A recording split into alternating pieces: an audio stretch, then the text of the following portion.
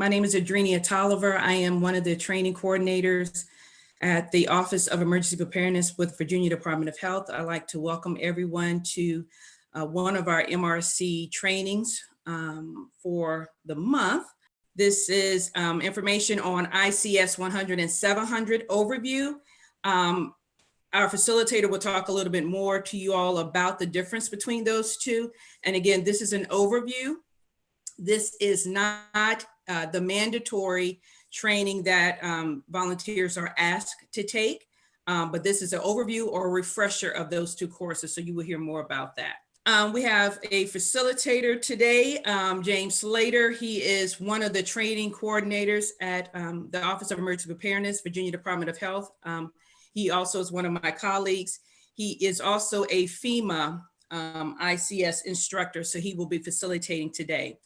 There is a change to the chat box. We do have Megan Doran, who is the MRC, Virginia MRC COVID-19 coordinator. So she will be asking questions as you put those in the chat box. She will be addressing those and providing any additional information as needed throughout this training. And so if you have any questions and you see some answers coming back from Megan, that's who's answering those questions. And next slide. And so the objectives for today, we will learn and identify the three purposes of ICS, explain what ICS is. I know it's an acronym, and so James will go over that. The benefits of using ICS during an emergency, and explain the difference of NIMS in comparison to ICS. So he will cover that information as well. In addition to that, he will describe the basic features of ICS, explain the benefits of using ICS, and as I stated, the difference between NIMS and ICS. And again, I know it's a lot of acronyms, and James will go over that with you all. At the end, you will also be able to recognize that NIMS and ICS discussions can be filled with TLAs. You know, we're just like the military, we love acronyms, so James will go over all of that with you all as well. Okay. And so now I will turn the mic over to James Slater, our facilitator for this afternoon, this morning rather. Thank you, James. Yes, it is this morning, very early in the morning. Good morning, everyone. Again, my name is James Slater. I am, again, a colleague of Adrenia's, but I also instruct incident command structure for the state of Virginia through Department of Health, but also through Virginia Department of Emergency Management. It's one of those things that's needed and then we all use it, especially within the state government structure when you volunteer. Ultimately, you know, what is ICS? And, you know, Adrenia did say that, you know, we throw out a lot of acronyms, and one of the things that is cautioned by FEMA is don't use acronyms, but it's part of their daily language. With incident command structure, an incident is really an occurrence or event. Now that could be natural, man-made, that requires a response to protect life and property. So, you know, we run into incidents every day. It could be a backup in traffic, but it could also be a tornado. So it is something that we have to look at as far as how we handle it, because we all definitely handle different types of incidents or events differently. A little bit of history about ICS and NIMS is that Virginia adopted the National Incident Management System in November of 2005. The state coordinator at the time of Virginia Department of Emergency Management, also known as VDEM, is responsible for the NIMS implementation. And they're really the NIMS compliance officer for Virginia to make sure that we're adhering to what the government wants us to do.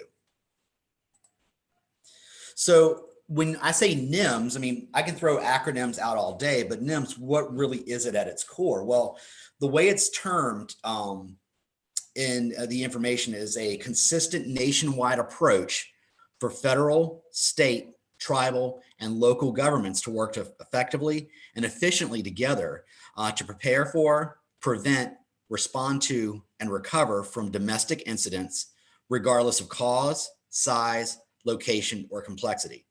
That's a lot of governmentese, right? I mean, we start throwing state, tribal, we're making sure every group is tagged there. But that's because really it's a holistic approach when we start looking at the National Incident Management System. So, you know, we say NIMS, and you go, well, wait a minute. I thought that this was an incident command structure. I thought that that's what we actually are looking at. Well, ICS fits into NIMS. NIMS, when you want to look at it, you want to look at it as the house. It's the entire structure. It's how we're actually managing stuff. But NIMS is the overall structure, but ICS is one piece of that building. So you want to look at ICS as a brick in that house. Without ICS, that house could come tumbling down because it's not being implemented correctly. So ICS is a brick foundation. When you look at it, and that's actually the screenshot of the actual book for National Incident Management System. And we have resource management.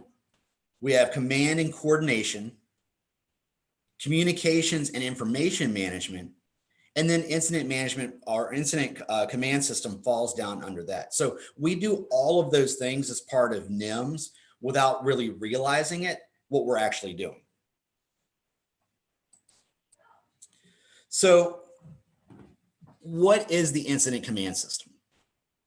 Well, the basics are that it's a standardized on-scene all hazards incident management. So what that basically means is it's not just something that we're going to use for a tornado.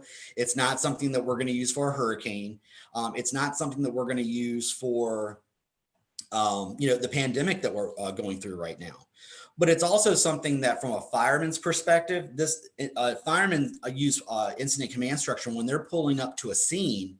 They've got basic information and they're already formulating how they're going to handle that situation when they get there.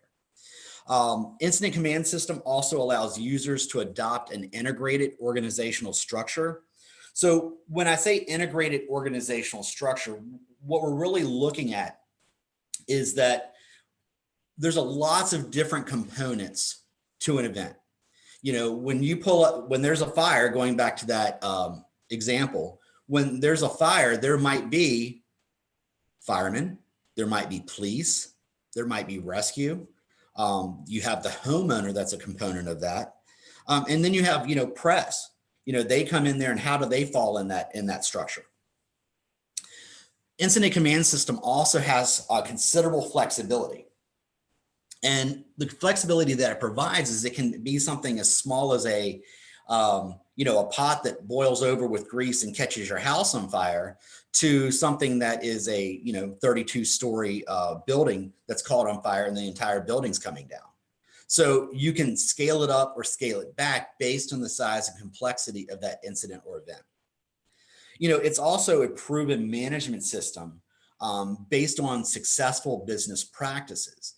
So incident command system is something that we use in our daily lives, and we don't realize and throw an acronym on it to what we're doing. I always tell people that I use incident command structure or system at Thanksgiving. When we start getting down in the nuts and bolts of it, you'll see that everybody has a role, and how do you implement that role? And I'll bring that back up a little bit later. So incident command structure also needs to meet the needs of the incidents of any kind or size. And again, it is all hazards. We need to allow personnel from a variety of agencies to meld rapidly to form a common management structure because, law enforcement has one way of how they run their group. Fire departments have a different way that they run their group. VDH, we have a different way that we run our group. But we all need to come together and have one type of management structure so we're all talking the same language. So what is ICS designed to do? It also provides logistical and administrative support. So it brings everybody in under one roof that, we all have rules or regulations that we have to follow from a finance perspective. How do we buy things? How do we use things? How do we pay for them? How do we get contracts in order? How do we pay for paid staff?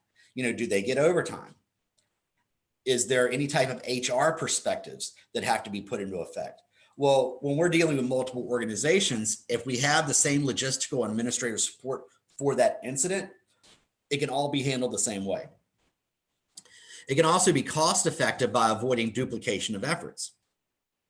So we're not having multiple groups do multiple of the same thing and really wasting resources.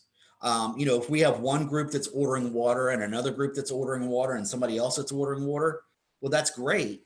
But then we have a lot of water. And we maybe could have brought it all together and did a bulk purchase and maybe gotten that water cheaper, which also helps save on that resource. We also have the ability to have overall interoperability. And by interoperability is like, how do we talk to each other? How do we operate within that same structure? A good example is back during 9/11. During 9/11, when a plane hit the Pentagon, you have multiple agencies or multiple fire departments coming in from all over the Northern Virginia region. Well, and you think, well, that's great. Everybody's chipping in, everybody's coming to help. The problem is that none of the radio systems worked together. So there was a concerted effort after 9/11 to put interoperability from a communications perspective, but that also spilled over into how we actually operate together. So some of the background on ICS is that it represents organizational best practices and it has become the protocol for incident management. I know you've all seen the news recently with the wildfires that in California. Well, back in the 1970s, that's where incident command structure came into play. They kind of really brought that to the forefront because they were trying to figure out how to manage multiple scenes. They have a fire on this ridge, a fire on another ridge, and a fire on a third ridge. Well, the problem was all three of those ridges might be different localities, and all those localities do different things. They operate differently. They have different financial resources. How do they get it all together? And that's how ICS came to pass. Ultimately, it really takes the whole community approach, though. It's not just the federal government. Every part of society has to be involved. And if you look at the slide set there, we look at non-governmental organizations, and that might be volunteer groups, or VOADs, could be higher education, the state government, which is what we're representing, transportation, agriculture, chemical, nuclear, faith-based groups, law enforcement, private sector orgs, healthcare, public works. It all comes into play. So when we look at the whole community approach, it ensures that solutions that serve the entire community are implemented because we want everybody's input.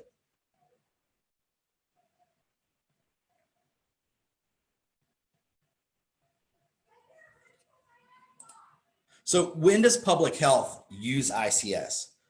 Well, we use it in response to bioterrorism threats or events. We use it for chemical, radiological, nuclear events and incidents. We use it for disease outbreaks. So we're implementing it right now with the pandemic, hurricanes, floods. Now I want you to take a second to think, what other examples would you use it for?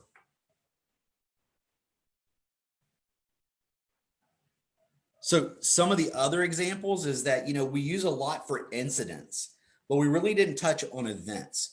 So events can also be planned or pre-planned. So when we look at events, there are things like inauguration, the elections coming up, using it for voting. We can also use it things like county fairs. So those are things that we do actually look at.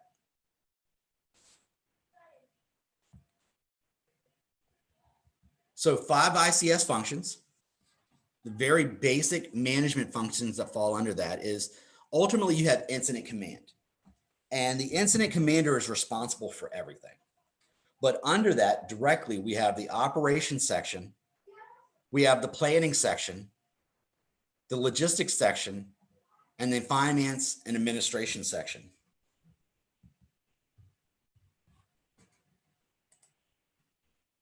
So when you look at this and you go, hey, in my day-to-day organization, that's not how we function.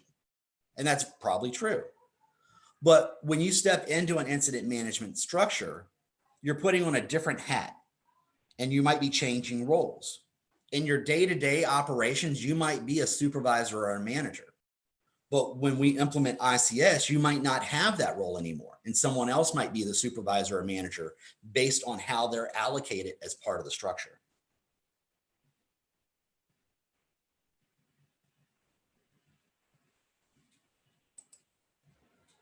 So when we look at that general staff functions, we have the operations section chief. And the operations section chief manages all the incident related tactical activities. So I always like to term the operations section chief. They're managing those incident related activities, but they're really the boots on the ground. They're the people that are out there doing the work. They're the ones that are in the field. Well, in order to do that, you have the planning section chief. Well, the planning section chief is going to gather all the information that's critical to the incident, and then they're going to disseminate that information amongst the operations and the other groups. We also have the logistics chief, and the logistics chief manages all service and support activities.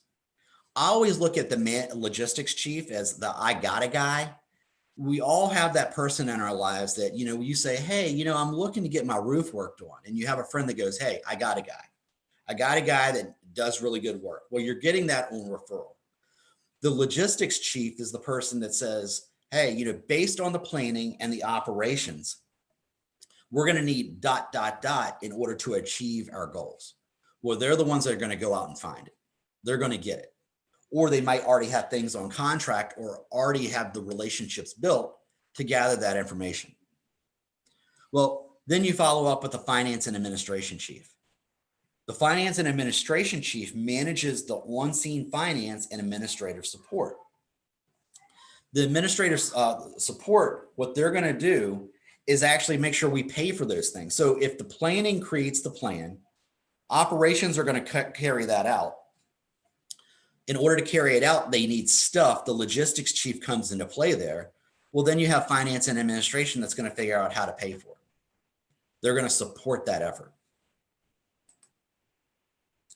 So it all starts with the incident commander.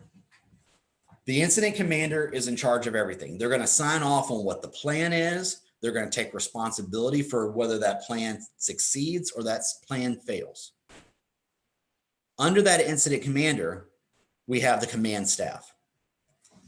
And that command staff, they report directly to the incident commander, and you have a safety officer, an information officer, or it might be turned a PIO or public information officer, and a liaison officer.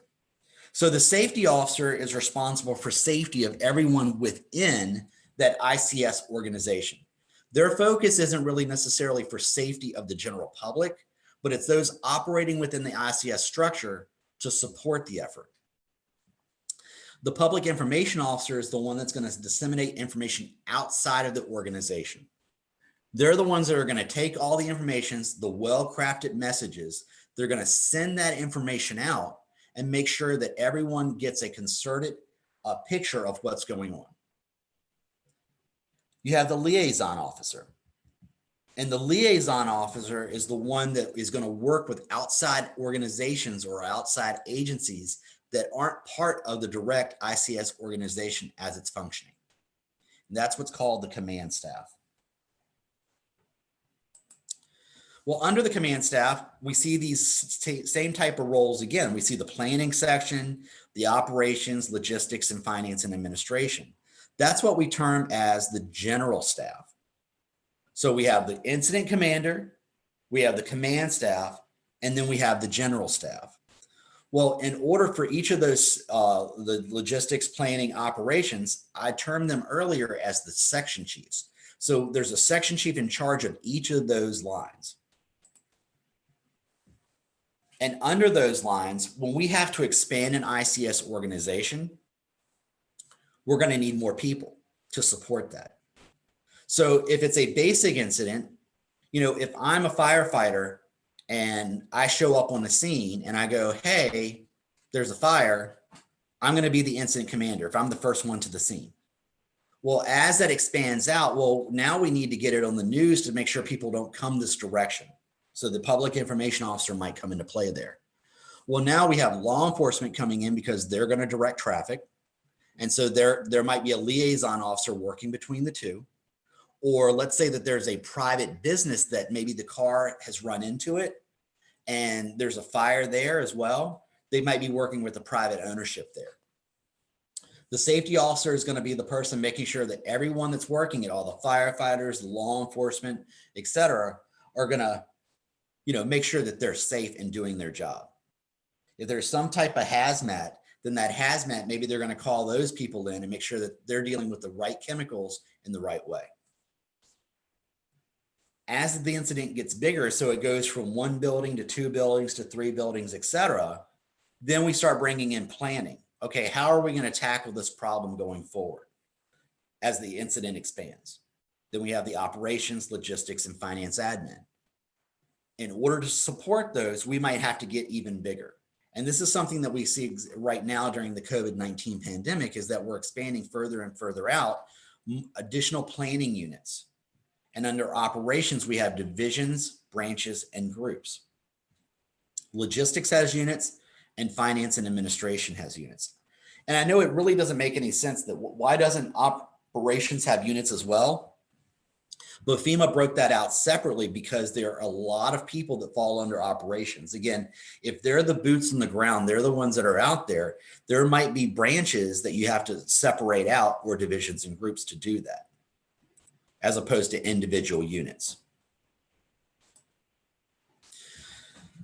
So when we're looking at how does information flow and how do we request assistance, at the local level, all incidents start locally. Like, I can't sit in a state building and go, oh, the incident is starting here. This is where it starts. This is the epicenter. It doesn't happen like that. It all happens in a locality somewhere. And so, let's say there's a tornado and that tornado happens. Well, that local EOC, when it becomes overwhelmed, they need to ask for additional assistance. So the local emergency operations center requests assistance from the state. And the state emergency operations center is going to reach out to other localities around that local EOC to try to help fulfill that request. Maybe they have to go outside of the state, and we use what's called EMAP. Which is basically working with other mutual aid compacts. So we work with other organizations or other states outside of Virginia, and we're asking for additional help then. Right now, during the wildfires in California, California is asking for EMAP and asking to bring additional firefighters from other states of the country. So we're sending out people all the time to fulfill those roles. At some point, there's a tipping point. And with that tipping point, we have to figure out, does the state provide those resources in our local EMAP, or we're able to actually work those relationships to provide that resource? If we can't, then we're going to reach up to federal agencies and departments. So that might be us reaching up to CDC. That might be us reaching up to FEMA. That might be us reaching up to Homeland Security. We were going to ask for federal assistance in many ways. Now, that may be money. We might be filing for that and trying to get money or assistance out of it. It might be stuff. A good example of that is when there is some type of outbreak. Let's say there's an anthrax attack. That anthrax attack is going to actually provide us, we need drugs, or we need some type of medical countermeasure to help with that. Well, we can reach up to CDC and go through what's called the Strategic National Stockpile to fulfill that medicine request. So that's reaching up to the federal agency. So some quick quiz things, and I'm not going to ask you to blurt them out because you're all on mute, obviously. And you can certainly put your information in the chat box if you like. But really, this is more just food for thought and thinking about some examples on how it's used to manage incidents. So which of the following situations do you think represents another reasonable use of ICS? Is it the coordination of a regional drug take-back event for MRC volunteers? Now, when you start thinking about that, how would we implement incident command structure? Well, somebody's got to be in charge, right? We have to figure out, okay, who's going to be those operations? Who's going to be the boots on the ground? Well, the drug take-back, what do we do with them? There has to be some type of coordination or administration, but ultimately we also have a plan as well. So when you start looking at the different roles and responsibilities of an ICS structure, it's very easy to start assigning jobs or assigning who's going to do what.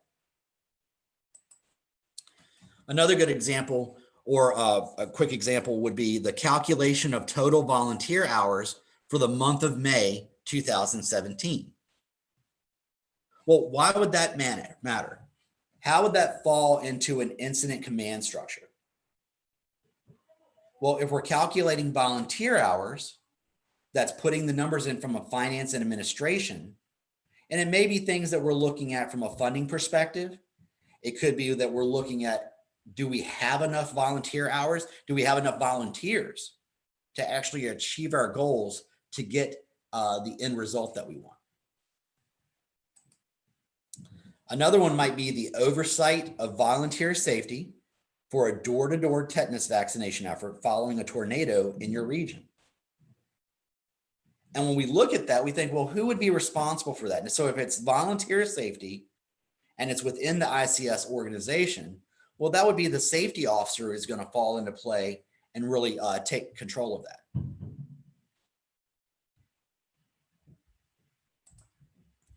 We also have the coordination of supplies, and that's badges, t-shirts, lanyards, etc., for volunteers at a health screening event for the community.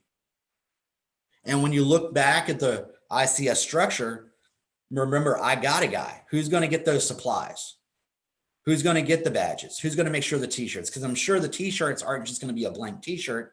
There's probably some concerted effort to have it logoed to make sure people know that we're with the event, to make sure that they know that we're not part of just the general public.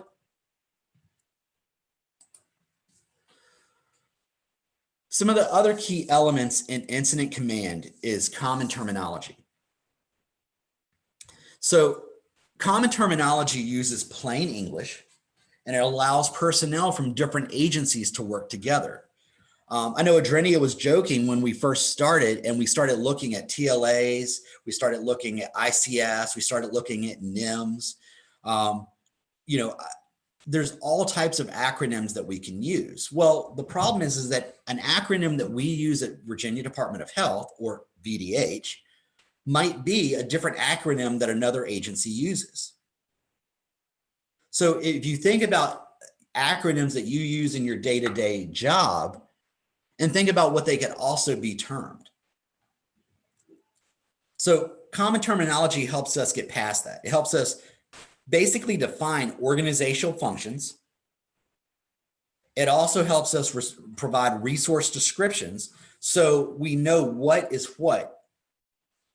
And we also have incident facilities. So when we look at, what is a command center? Well, a command center is where we go to do it. Well, a command center in your language might be something completely different. It used to be that, a lot of law enforcement used what was called 10 codes, 10-4, 10-8, 10-6. And, when you say 10-4, most things that come to mind is affirmative. I got you. I understand what you're saying. I read what you were saying loud and clear.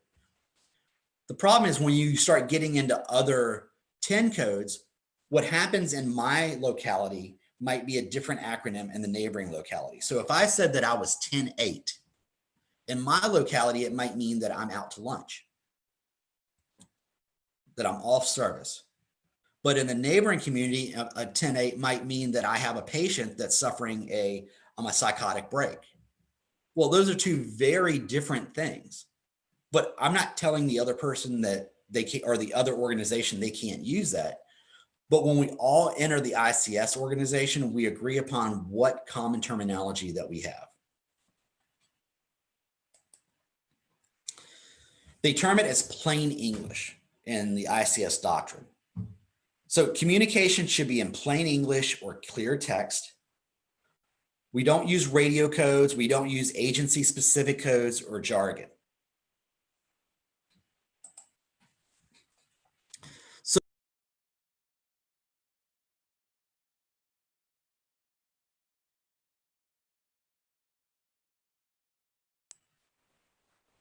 Ultimately, it's management by objective. And the objectives are communicated throughout the entire ICS organization through the incident planning process. So when I look at ICS, there is either an incident or there's an event. But my objective really depends upon what do I want that outcome to be? Where do I want to be in 24, 48, 72 hours? And ICS helps us manage those objectives, and it's how do we get there? You know, there's a saying that, you know, it's not necessarily about the destination, it's about the journey. Well, if we don't have a destination, we can't figure out where that journey is going to go. And objectives are communicated through that entire ICS organization as part of the planning process. We're formulating that when we bring all the different groups together, all the different section chiefs. They're all communicating based on what that objective is. And the incident commander is really going to sign off on saying, okay, for the next 24, 48, or 72 hours, this is the objective that we're trying to get.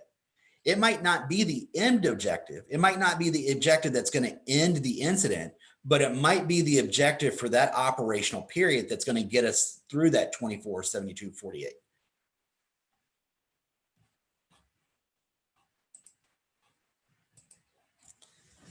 And as part of those objectives, what we look at, there's a document that we call the Incident Action Plan, and that's also termed the IAP. So this is a great example of FEMA telling us, hey, we're going to use common terminology, we're going to use plain language, but here I'm going to throw another acronym at you.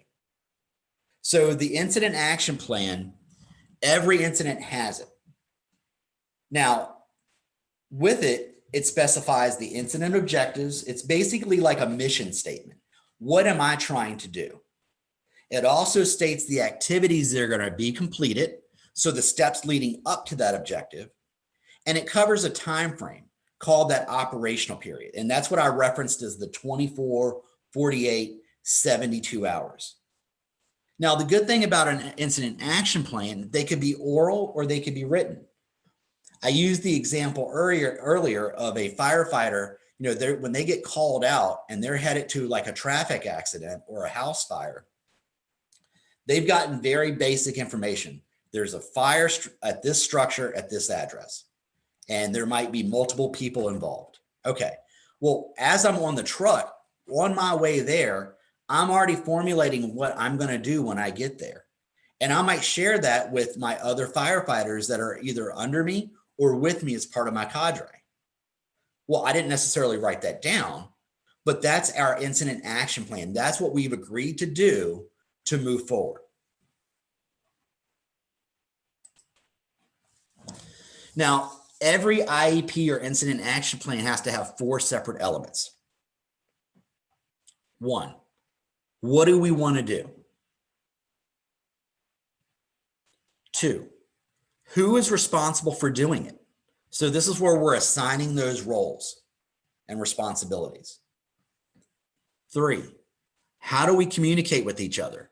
Are we going to use hand gestures because maybe it's low visibility? Are we going to communicate on this radio system using this frequency? Possibly. Are we all going to do like a touch point? We're all going to come together every 30, 40, 50 minutes. And at the end, what is the procedure if someone is injured? Because ultimately safety is important to everyone within the organization. So we don't want to make our operational plan operational if it's something that's going to hurt someone.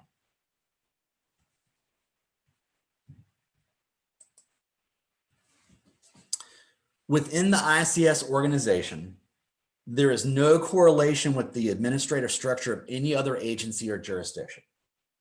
So what that means is that just because I operate this way at VDH and law enforcement operates their way, it's not going to correlate with their administrative structure. So just because they're a captain and they're in charge of people in their organization, in our ICS structure, they might be just somebody within the operations section and they're a boot on the ground and they have no authority to manage people. They may, but it's not necessarily going to correlate with what their day-to-day job is. Also, the organization's uniqueness helps to avoid confusion over different position titles and organizational structures. So that goes back to the captain. You know, we don't use captains in an ICS structure, but we do use chiefs. So you may be a chief of police or a chief of detectives, but you're not going to be, may not be a chief for operations or a chief for logistics in our ICS structure. And I always like to use that as changing hats. There's a great video that Virginia State Police put out quite a few years ago. And it's a great example of when you step into different roles, putting on a different hat. So I may be a manager in my job, but when I go to an ICS structure, I have to take my manager hat off and I have to put my section chief hat on, or I have to put my logistics chief hat on because I'm changing roles. And someone who also serves as a chief every day may not hold that title when they're deployed under that ICS structure. So unfortunately, sometimes with title comes ego. And it's a hard sell sometimes when I'm normally in a day-to-day operational situation. I'm in charge, but I'm being asked to, hey, you can't be in charge in this ICS structure. We have somebody else that can do that. You as a volunteer or you working within the ICS structure has to know what that organizational structure is so you know who you can report to.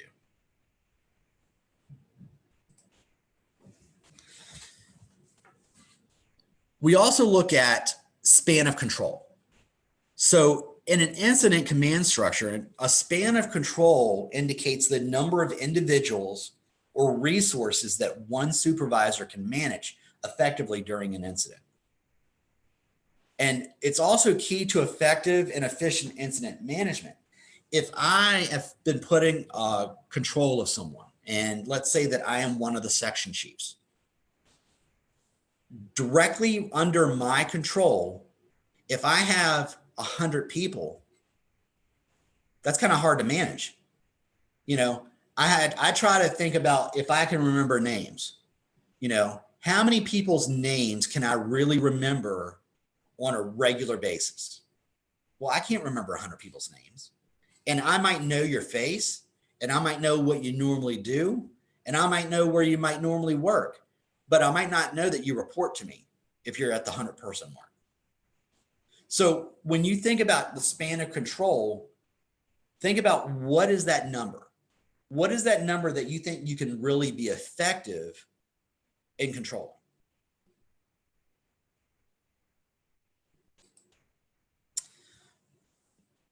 FEMA's version is somewhere between 3 and 7 people. Optimum, the number to supervise is 5. And you may go, well, wait a minute, I can remember people's names more than 7. True. But for us to be efficient and effective, if I have 5 people that's been allotted to me, we can do a lot of things, but they can be very targeted. If I need to expand outside of that 7, then it might be that we need to create a different unit that does something very targeted, and then they can have another 3 to 7, somebody that's in charge of them. But for me, I want to try to keep that number right there between that 3 to 7 mark. And again, it comes out to normally around the 5 number. Now, there's an ebb and flow to that. It's not always perfect, but it's really based upon your size of your agency, the size of your organizational structure, but you want to try to stay in that sweet spot. So in order for this to work, we have to have a chain of command. And a chain of command, the textbook definition is the orderly line that details how authority flows. And you think, well, authority flows down. Well, if I go from an authority, and I said that incident commander signs off on everything, they're responsible for the incident. The next level that we're going to go down to is that command staff. And below the command staff, we're going to have that general staff. And below that general staff is that you're going to have those reporting up through the units, branches, etc. Well, this allows an incident commander to direct and control the actions of all personnel in the incident. As an incident commander, I'm not controlling 100 people. it goes back to my span of control. Command authority, I have 3 people that are under me. And then under that, I have 5. So we stay in that sweet spot. It also helps us avoid confusion by requiring that orders that flow from supervisors. So the incident commander generally is not going to tell me what to do if I'm down in a unit under the operations section chief. The authority is going to come from the incident commander that's going to be passed down to the section chief, and then the section chief is going to pass that down to the units. That's an orderly flow.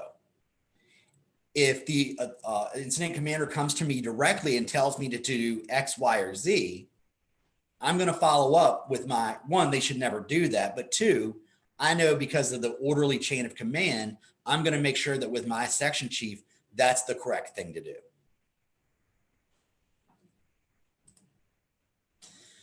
We also have what's called unity of command. There's 2 things, unity of command and unified command. And you'll hear those terms thrown out, but they're 2 very separate entities. Unity of command means that you will report to only one incident command supervisor. So if I'm under the operations unit, I report to that operations section chief. If I'm under logistics, I'm going to report to the logistics section chief. If I'm under logistics, I don't report to the operations section chief. I report to the logistics section chief. So that's 1 supervisor. If I'm a logistics section chief, I'm only going to report to the incident commander. That's a unity of command. You'll only receive your work assignments from your ICS supervisor. And when you're assigned to an incident, you no longer report to your day-to-day supervisor. So if in my normal role, I have a manager, this goes back to that manager, not me not reporting to that manager in an ICS structure. Doesn't mean that you won't, because based on your organization, that may be how it shuffles out, but it doesn't mean that they're required to be your manager, and you shouldn't take orders from them directly unless it's cleared by your ICS supervisor. So that was unity of command. We also have unified command.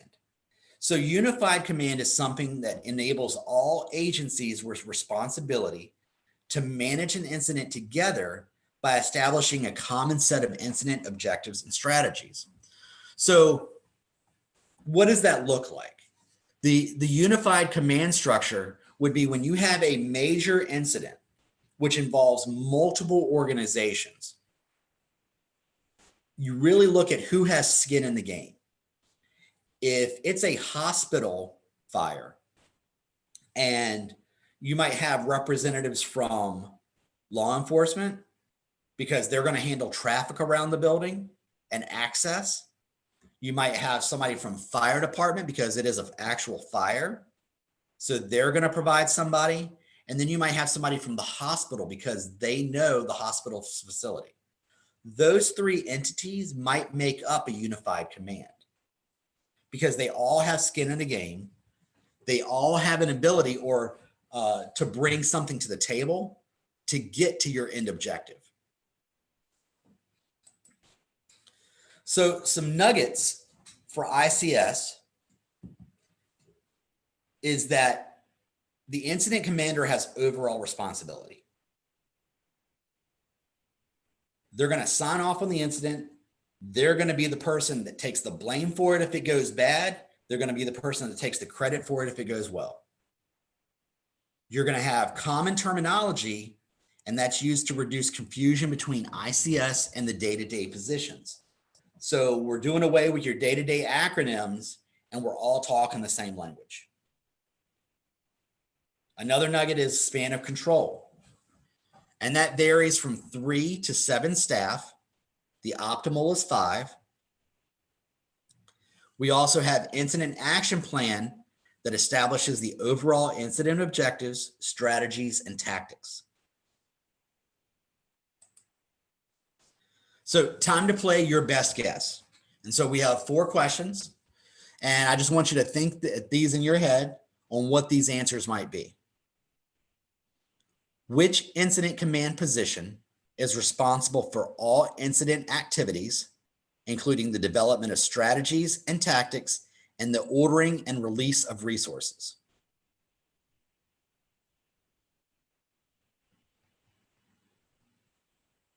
So just think about that for a moment.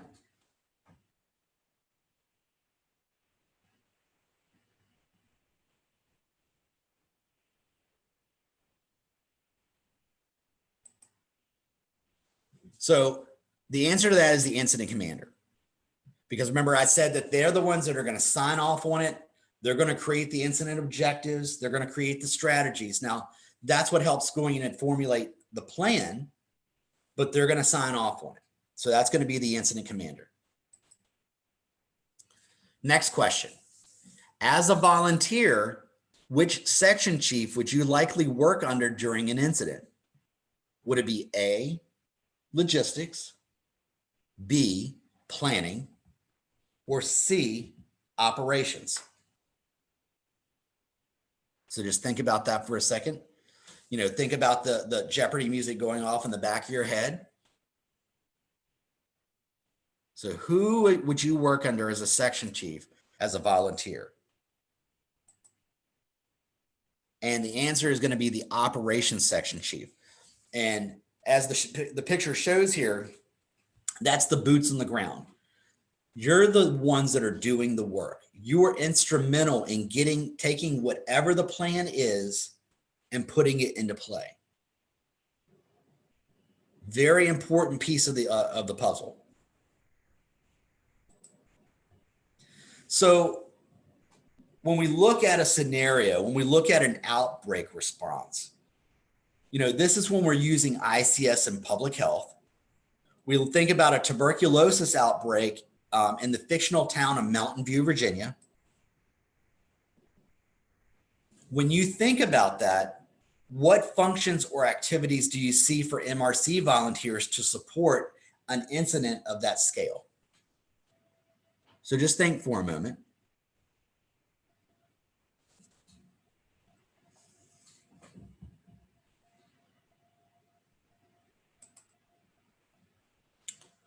Also think about which general staff position might the district nurse manager serve in during the outbreak.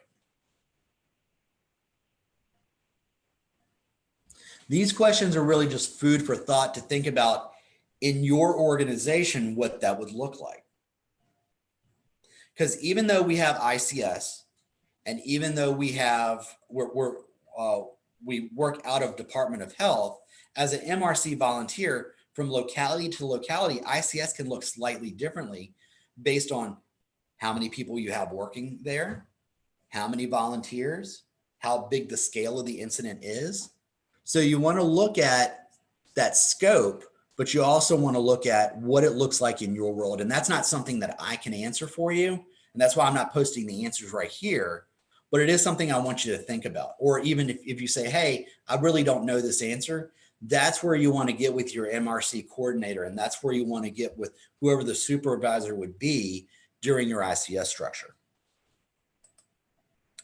Another question is, during your shift, while working this incident, you notice that a critical supply is running low and about to run out.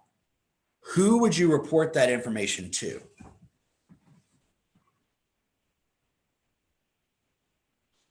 So just another question to keep in mind.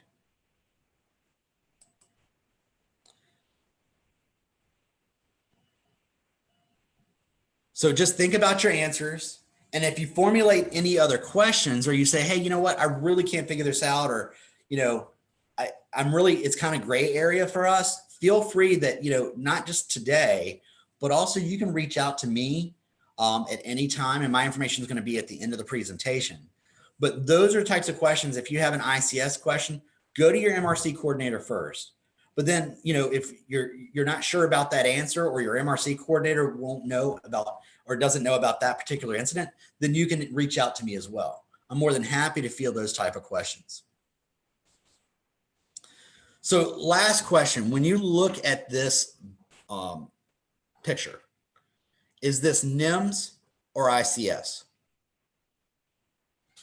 You know, this is acronym city, right? This is NIMS or ICS. Which one, when I'm looking at this, and you really want to think, is this the house or is this the brick? Is ICS the brick or is NIMS the brick? Or are both of them a house? That's what you want to think about. So some things to remember as part of ICS and NIMS, you want to remember that someday to be a non-leader placed in a position of leadership, you can do this. So even in your day-to-day job, if you're not a leader or a manager or a supervisor, you may be called upon in an ICS structure to take that role. And I can tell you, we wouldn't call on you to have that role if we didn't believe in you. So when you're placed in that position of leadership, we know that you can do it. You also want to remember that you could be a leader placed into a position of non-leadership. And the thing to remember there is I said that sometimes with title comes ego. You want to remember that you can't do everything by yourself. So sometimes it's okay to take that hat off and relinquish it to allow others to help and become part of that team. Also want you to try to apply ICS during your everyday activities to learn the terminology for use during an emergency. So, you know, whether it's, I mentioned earlier about Thanksgiving dinner, you know, I use that for Thanksgiving dinner when we have a family meal. You know, for Thanksgiving, we have a lot of family that comes in. So who's going to be the incident commander? And it's very easy for me to say me, but most likely that's going to be my wife. My wife's going to be the incident commander for a Thanksgiving meal. You know, but what role would I play? Would it be logistics? That I'm the person that's going to go get everything? I'm making the multiple runs to the grocery store. I'm going to the party store, etc. You know, who's going to take on that role of finance and administration? Well, I might look at it and say, hey, it's the in-laws. The in-laws are going to fund this. They're going to pay for it, but I'm going to be the one that's going out to get all this stuff. Well, then once we get everything together and we're there the day of the incident, which would be Thanksgiving, who's the boots on the ground? Well, I look at it that it's the kids. The kids are going to be putting the place settings out, the plates, the glasses, the filling of the water. You know, everybody has a role. What I want you to do is I want you to reflect, what role do I have? What have I been tasked with?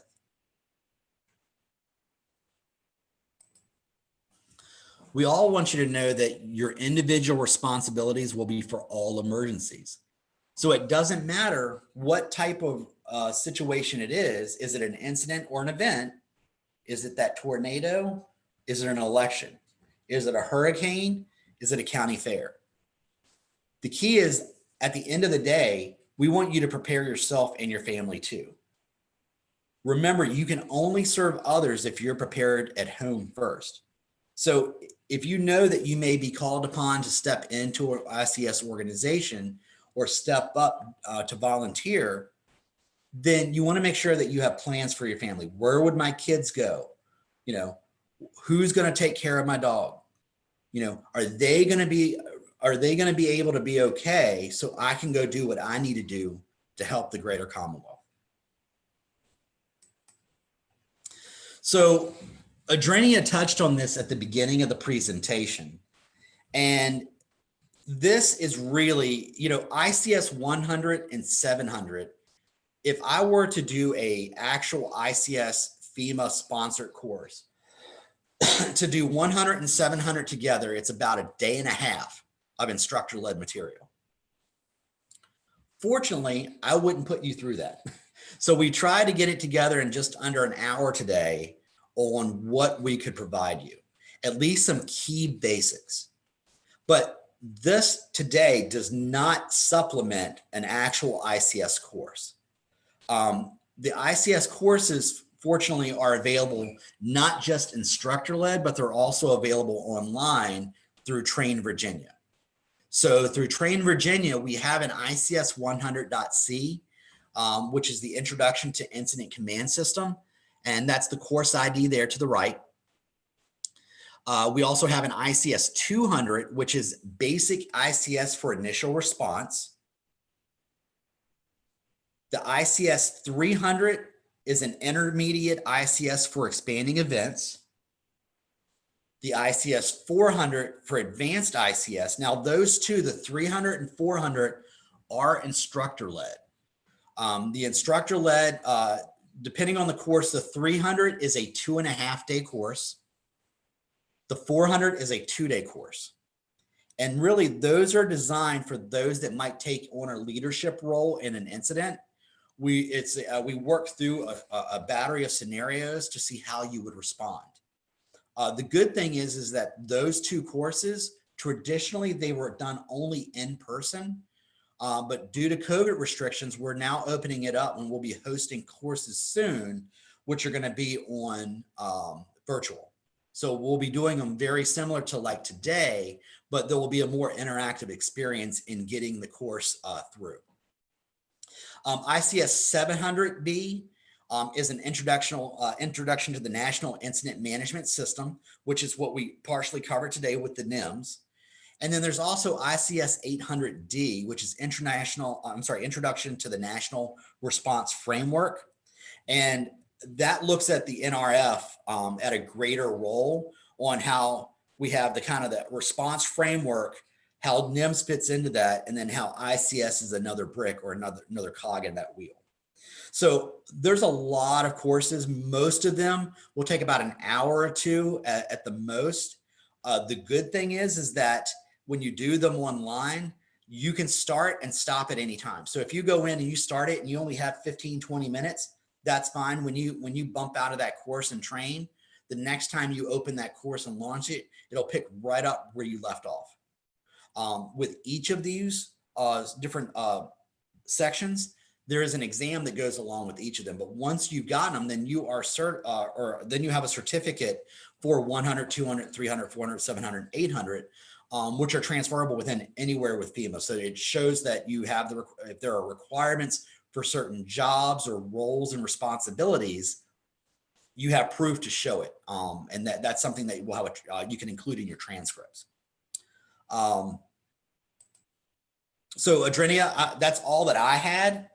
I'm not sure what questions came in through the chat, but I'm going to turn that back over to you. Okay. Okay.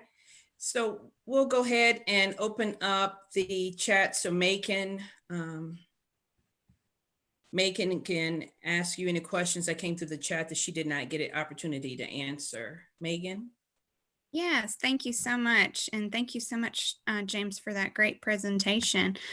So some of these I answered, but I thought I'd bring a couple forward for the entire group since they were really good, just baseline questions. So the first one is whole community approach seems like it would also help with equitable service to all communities that are affected by a disaster, right? And I thought you could take a moment to just kind of speak to that a little bit.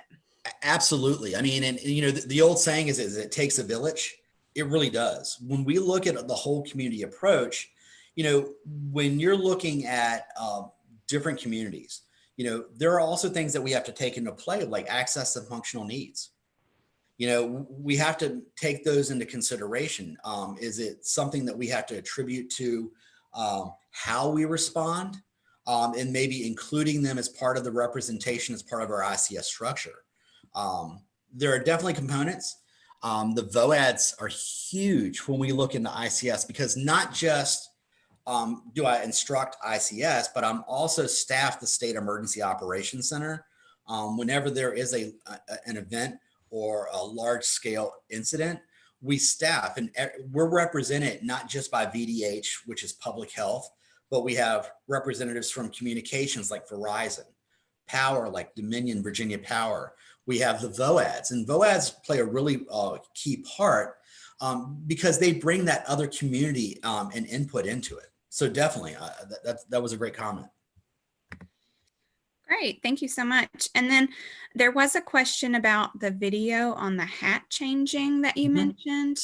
So if maybe we could provide that when we send out the slides later on, if you have the link for that, because I know that there was a lot of interest in that as well. Yeah, I'll see if I can actually pull it off from one of the DVDs. I know that the last copy that I had of it, because as I said, it came over from Virginia State Police, one of the instructors there. But one of the copies I had degraded. So I'll have to try to find a good copy of it. I'll reach out to them and see if I can access that. Great. Thank you so much. And then one other question was, is there ever a time to bypass your own supervisor when operating in the ICS structure? I would say no. I mean, now, are you saying your day-to-day supervisor? Or are you saying that the actual who you report to in the ICS structure? I would never talking about the ICS structure. Okay. All right, good. Just want to clarify. I mean, in an ICS structure, the person that you report to, you never want to circumvent them, because they're just as you would pass up information, there's also information that's getting passed down. So when you go outside of that, you don't necessarily want to circumvent them. Now, you can look from an information sharing. So let's say that from operations to planning, I might have a conversation as an operations section chief or somebody within the operations group. I might have a conversation with planning about, hey, this is something that's upcoming. And it's something that we need to think about in the next operational period. So that can help them formulate the plan. But I'm not directing them to do that. I'm just giving them information. So information can flow freely throughout the organization. But supervision, as far as if I'm getting orders passed down, that's going to come from top to bottom, but information can flow up and left to right. Great. Thank you so much. And the last question was something that I feel like that I can probably answer, which is which one of the courses do you need to have for your MRC requirements? We ask that you start with the ICS 100 and 700 courses that James put up on the slide. And then if you would like to go further and do more of the courses that were showed, say 200, 800, etc., those could allow you to do specific other tasks for an MRC specific, deployment, etc. So you may be able to take on a greater role within your commanding position, etc. So just trying to make sure that you guys all know that. So if you have any other questions, please continue to put those in the chat. And it looks like, does FEMA have any roles specific for nurse epidemiologists? As far as a course, probably not. I think that really would come down to, from a nurse epidemiologist position, I would say that you roll into something like an ICS 300 would be a good course to take. I mean, obviously you have to take the prerequisites for the 300 and 400 are all predicated on those other courses, the 100, 700, 200, etc. But I can tell you from my experience as an instructor, I know that when I'm instructing for VDH, centric example to work through. So I actually use what's called, there's an avian bird flu exercise, and we work through what that looks like. So it involves a lot of different groups, but that would probably be the only one that was really more epi specific, but it is a good way for them to understand what their role could be. And that's more from a want, as a desire to learn, as opposed to a requirement. Unless that is in their day-to-day role, it was something that would benefit them there as well. Great. Thank you so much. Mm-hmm. There was another question from an MRC level that I believe I can answer.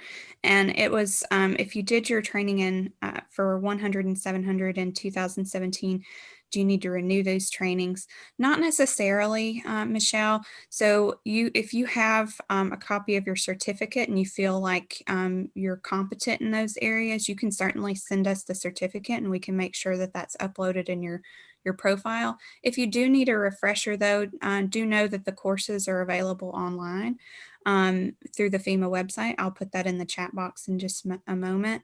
And that way you can always go back and look through the course material if you do have questions about those, but you don't necessarily need to retake the test. Yeah, and I'll second that once you take it the first time, there's not a requirement to retake it. So if you noticed back on the course titles that I gave you, some of them were like .C, .D, etc. those were different iterations of the course. Now, I will tell you that holistically, they really haven't changed. They might have changed some of the terminologies very basically, because as ICS and NIMS have changed over the years, but as a whole, they really haven't changed a whole lot. With that said, the course IDs that I provided were, if you were to come in and take that course directly, those are the course IDs. What you referenced in, if you've taken it outside, there's a different course ID that's already set up in Train VA that is for anyone that's taken the ICS courses outside of the organization, that you can upload your certificates in there to get credit for it. Exactly. And thank you for clarifying that. So, you know, as James just mentioned, and I'll kind of put it into VVHS terminology for the volunteer system that many of you are going into, you can go through that and go into train to complete those courses, and then you don't have to worry about those certificates. But if you've already had them done, I know many of our MRC volunteers participate in different ICS training on the job, etc. And we also take that training as well. So if you have a certificate from a previous training, feel free to send that to us and we can directly upload it. And I'll put the email address that you can send that to in the chat as well. That's going to be VA MRC for our email address. And I would just say, to be a cheerleader, because I'm a learning management kind of guy, that, you know, if you ever take a course, save multiple copies of your certificates, save them electronically, keep a hard copy, put them in multiple files, just because, you know, these courses, I can tell you, even as a female instructor, the online courses are not great. You know, I can attest to them. They're not really well done. So if you've already done them, you want to get credit for that. So don't lose your certificates, because you want to make sure that you have a credit, because getting a certificate from FEMA directly can almost be an act of God in some ways. So if you make sure that you have it and then upload it, then that just adds to your transcript, so you have proof of it. Because I don't want to see you having to take it, you know, 2, 3, 4 times. I know one particular person that came to one of my classes. It was their 3rd time because they lost all of the other certificates, and they needed it ASAP because they were getting ready to get deployed to California for a wildfire. And he needed that physical certificate to show so he could be in a management role as a section chief when he went to California for the wildfires. So I don't want to put you through that. If you take it, you know, bless you, but I wanted to say, make sure you get credit for it. So Marshall had a question in the chat about what is the next recommended course. Marshall, I just want to let you know that really the options are fairly unlimited there. So it really depends a lot on what your interests are. So we will be providing that slide deck, and Adrena can speak to that in just a moment, but just know that you can kind of explore those different titles and see which one may interest you.